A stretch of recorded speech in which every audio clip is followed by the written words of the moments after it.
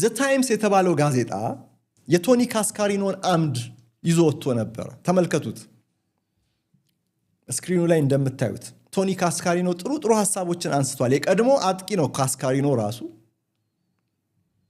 በማንቸስተር ዩናይትድ በክሪስታል ፓላስ እና በዩናይትድ ጨዋታ ላይ ዲና 61446 በጣም አመሰግናለሁ ለሱፐር ቻት ስቲከሩ ለስጦታው።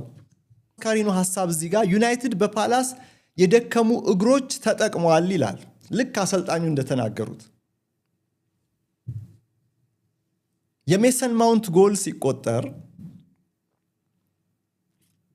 የክሪስታል ፓላስ የመከላከያ አጥር እንዴት ዝብርቅርቅ እንዳለ ተመልከቱ። እንደዚህ አይነት መዘበራረቅ አይቻላቅም ይላል ቶኒ ካስካሪኖ።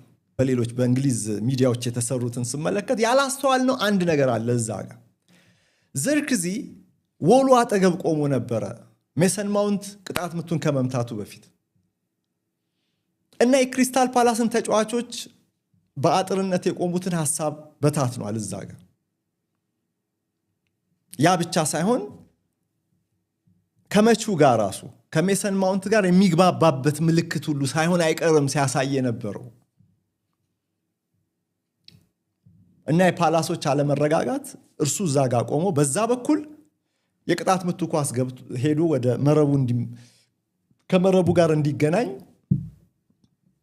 ምክንያት ሆኗል። እዛ ጋም ለሜሰን ማውንት ጎል መቆጠር ምክንያት እንደነበረ ጆሹዋ ዝርክዚ በደንብ ያሳያል። ምናልባት ሪፕሌውን መልሳችሁ ብትመለከቱ ቪዲዮን ይሄ ነገር በደንብ ይታያል። እዛ ጋር ወሉ ጋር ቆሞ የነበረው ዘርክዚ